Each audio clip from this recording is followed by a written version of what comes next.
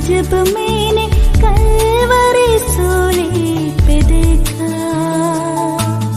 मेरे पापों का बोझ सब खुल गया, मैं आजाद हुआ। मेरे पापों का बोझ सब खुल गया, मैं आजाद।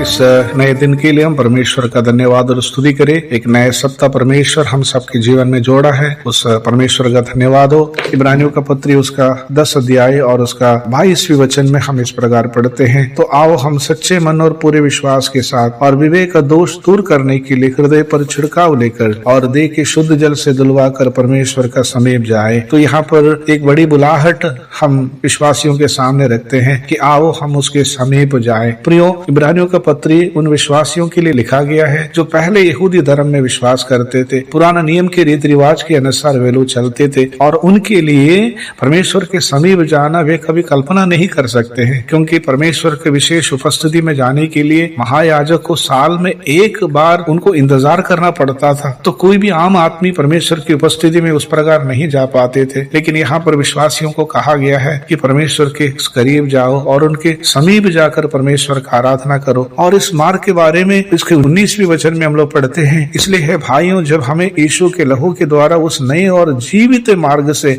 पवित्र स्थान में प्रवेश करने का हियाव हो गया है। तो ये एक नया मार्ग है, ये एक जीवित मार्ग है। पुराना मार्ग से होकर कभी भी कोई भी सामान्य व्यक्ति परमेश्वर का करीब जा नहीं सकते हैं। ये परमेश्वर ने मेरे लिए और आपके लिए एक नया मार्ग तैयार किया है। हम जानते हैं कि प्रभु यीशु मसीह की मृत्यु के समय में मत्ती सुसमाचार उसकी 27वीं अध्याय उसकी 50 और 51 में हम लोग पढ़ते हैं, तो वहां पर प्रभु यीशु मसीह के समय में उस नया वाला पर्दा, उस पुराना वाला पर्दा 2 भाग में फट गया और परमेश्वर हमें एक नया रास्ता तैयार करके दे रहा है ताकि हम उस परमेश्वर के करीब जाकर प्रभु का आराधना और स्तुति करें। उसके 20वें वचन में हम लोग इस प्रकार पढ़ते हैं, और उसने पर्दे अर्थात अपने शरीर में से होकर हमारे लिए रास्ता तैयार किया है। प्रभु यीशु मसीह ने यह नया रास्ता अपने शरीर को फाड़ कर उन्होंने तैयार किया है। प्रियो, जब भी कोई एक मार्ग, एक रास्ता तैयार किया जाता है तो हम जानते हैं और उस जगह को कोड़ना पड़ता है और उसे तोड़ना पड़ता है, कुदाल से या शवल से उस जगह को कोड़ करके एक नया रास्ता बनाते हैं। तो प्रियो,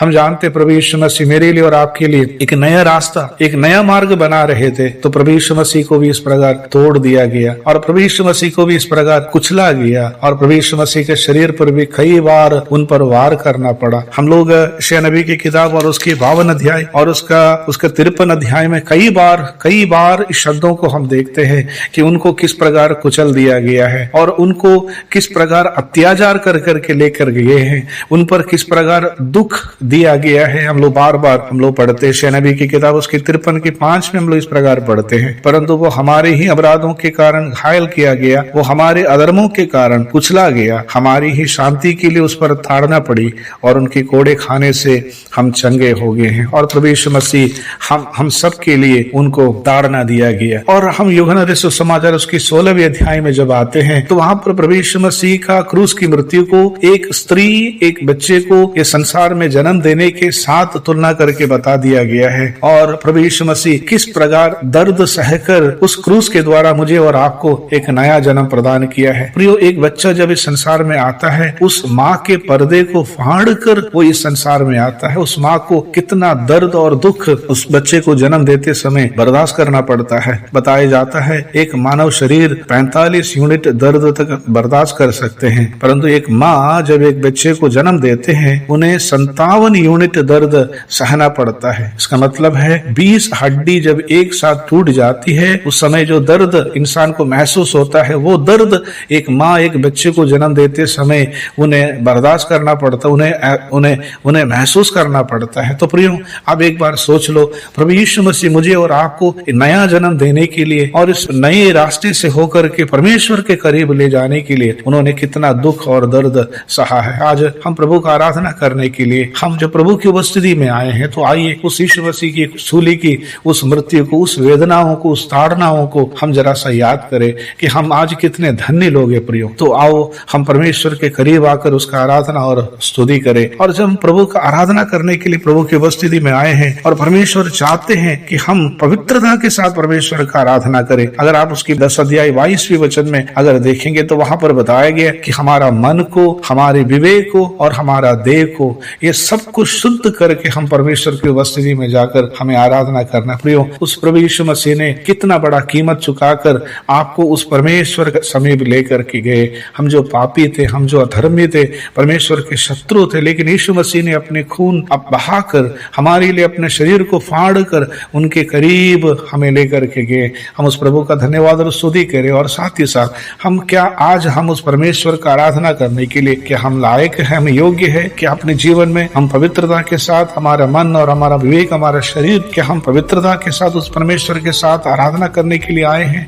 ये बात भी हम अपने आप को जांचना बहुत जरूरी है। इसलिए आइए हियाव के साथ, हिम्मत के साथ उस प्रभु के करीब जाकर उस प्रभु को आराधना के भेंट चढ़ाए। परमेश्वर हमारी सहायता करे।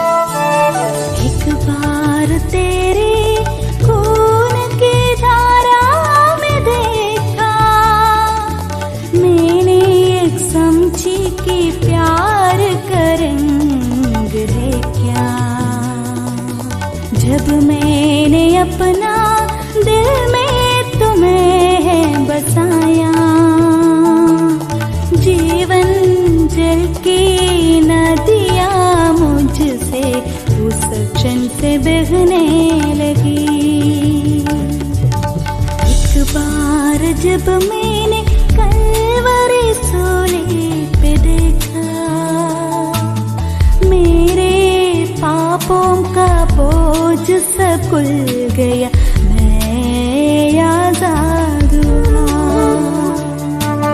मेरे पापों का बोझ सब खुल गया, मैं आजाद हुआ।